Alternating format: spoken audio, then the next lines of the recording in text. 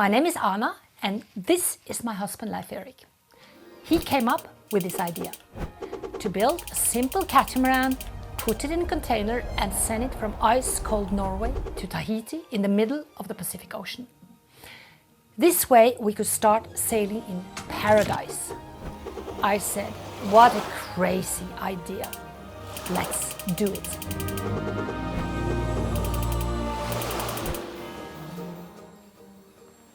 This is the adventure of building and sailing BareBare.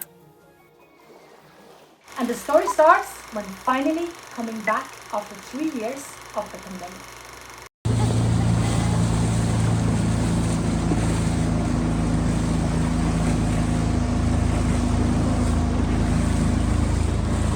It's the first meeting of BareBare since the fall of 2019. The day we arrived at BareBare, we realized very quickly that our outboard engine was stolen. It was not there. It was a Mercury and we had named him Freddy Mercury. So it was stolen. Freddy had been stored on board of Takentea's houseboat for 2.5 years and had been very safe. And the last few weeks, it's been on BareBare because Daniel put it on the BareBare to move her from one anchorage to another. It was very, very dark at that time. No moon, cloudy, rather bad weather. And someone decided, this is my chance. They cut the cables and they took Freddy Mercury. So we didn't have an outboard anymore. And then we were advised to file a complaint at the Gendarmerie in Farah.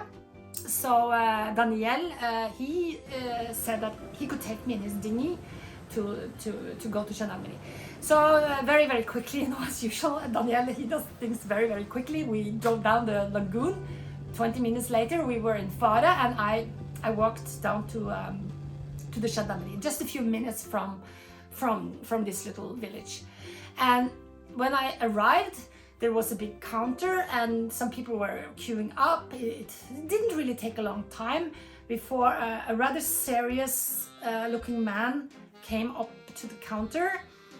He had a big sort of like a hipster mustache and tattoos and he looked very serious.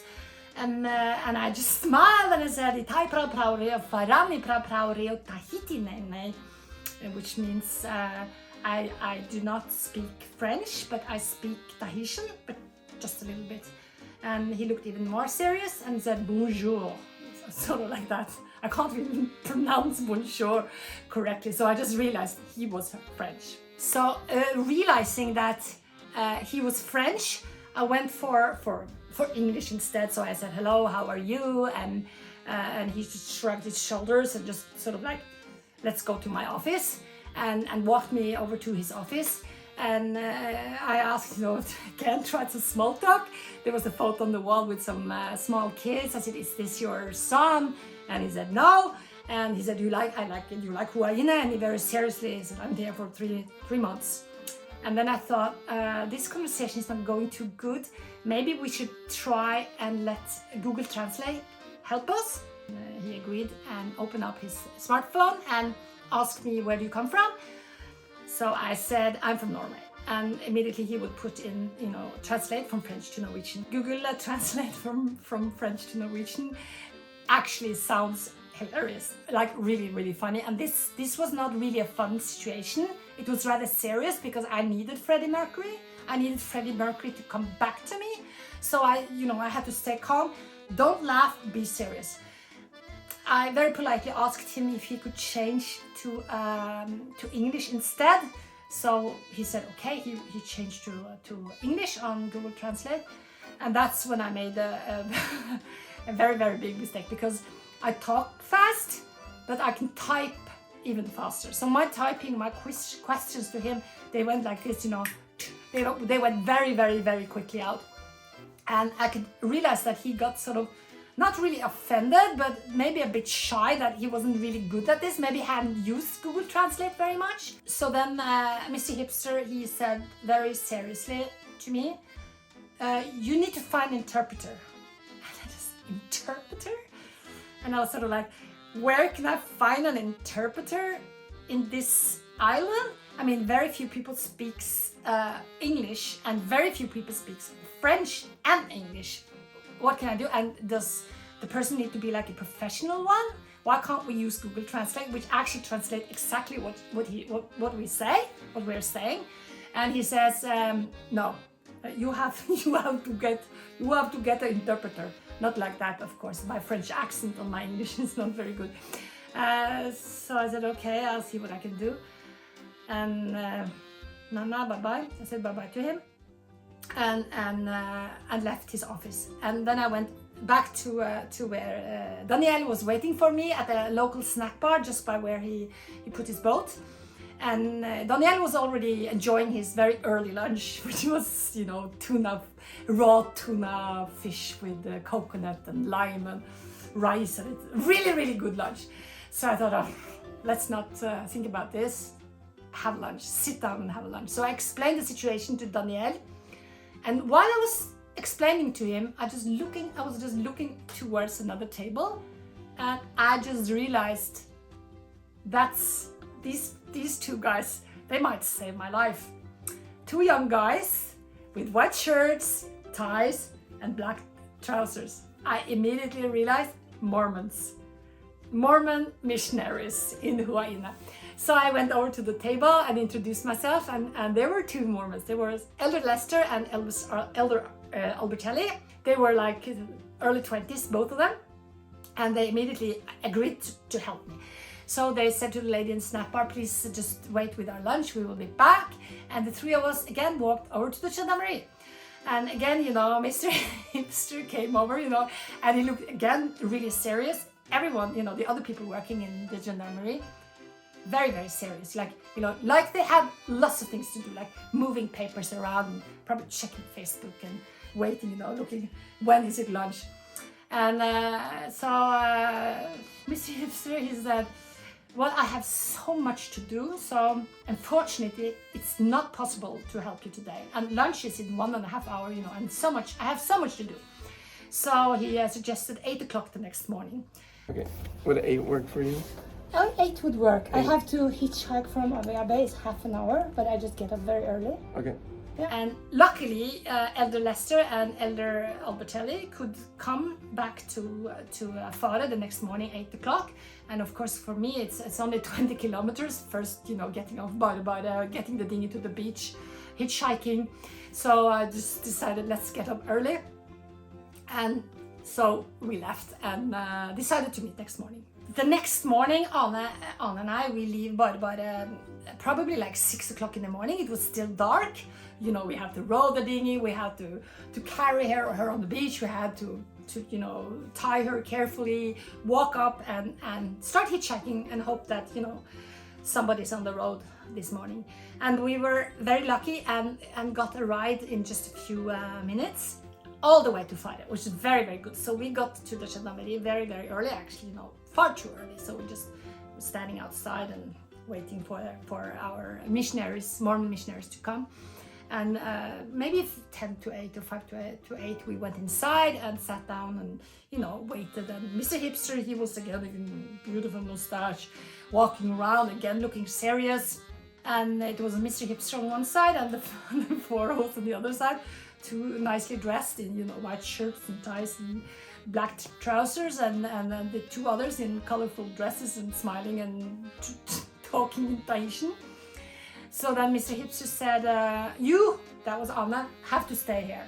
And then he looked at the 2 missionaries and said, one of you can come inside with you, which was me. And then the 2 elders looked at each other and said to Mr. Hipster, I'm sorry, we have to stay together. These are our church rules. You can't separate us.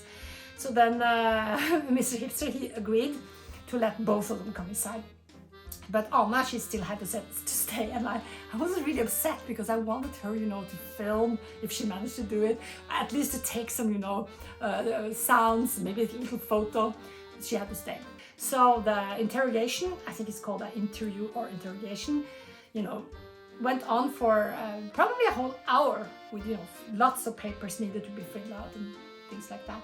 And at the end, he said, there are two important things. One, if someone finds your outboard, I will contact you. And then this is okay. So if somebody finds the outboard, I will contact. I hope they will. Two, if you, which means me or any of my friends, finds Freddy Mercury, do not take it. Report it to us, to the Gendarmerie. So I thought, okay, so if we find it, and then we just have to go to Gendarmerie, and by then the outboard will be gone again. So that's it. That's the end of that day, and I left Mr. Hipster. I turned around and I said Maururu, which means thank you in Tahitian, and then I said Nana, which means goodbye in Tahitian.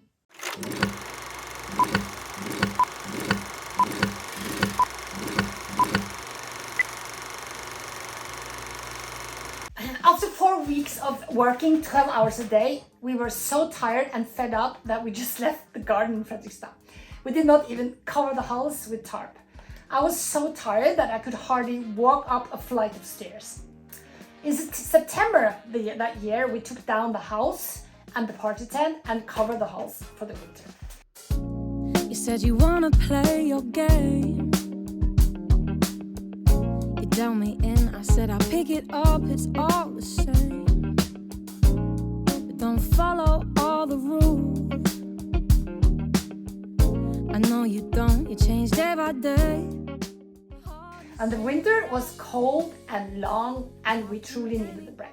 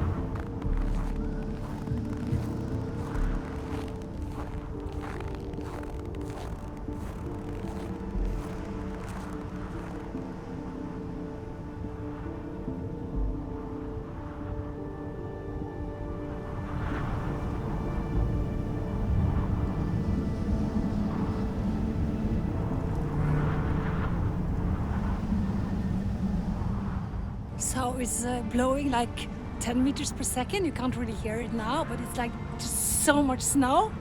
So we're gonna go from this, well, it's a paradise of snow here to a paradise hopefully in some time. When spring came along, we started up again and we started with painting the house and finishing the hatches. We had decided which colors to use a long time ago, with inspiration from the French sailor Xavier's boat that we had met in Porto on our last sailing trip. But also from a project Jan had done for an artist. He had the color codes, a nice orange and a nice turquoise. We just had to decide which color to go where, and quickly agreed. Turquoise, hulls and orange beams. They just looked great. We didn't bother to do yacht finish on the boat. The building was supposed to go very quickly, and we all agreed that good enough is actually good enough. So we just didn't do the time-consuming work of grinding and fairing the hulls and make it all perfect. The rough finish is good enough. And Oddvar also had a theory that shark skin is more efficient in the water than a smooth surface. I have no idea if that's correct, but we bought into it at that time. Can you tell me what you're doing, Mr. Ellingson? I'm sanding, finishing the inside. Okay, I'm showing how it looks inside. See Jan's little hula here. Yes. And then we have Oddvar. Oddvar, do you want to speak some English to our English friends? Me speaking English? know. What are you doing? I'm washing. He's cleaning down with what we call salmiakk. Very, very strong. Very strong soap. Yeah. Good. Yes. Og damen, danser du? Hun danser voldsomt hula-hula. Over og ut. Later. 8 points later. By now, BareBare had its own Facebook profile as well as Instagram. I did think about YouTube as well, but it all got too busy. We even got a nice message from James Warren's design on Facebook, and it made us very proud. And you know, James and Hanneke being our heroes. We started building the beams, the mast, and the parts for the boats. I will get back to that later. Thank you for watching my stories. If you like what you have seen, I can make more videos. But to be able to do that, I need a little help. To keep the videos coming, you can support me by subscribing, by hitting the like button and the notification bell. It takes a lot of work and effort to make these videos, and if you want to help me a little extra, please check out my Patron. Thanks to all my supporters.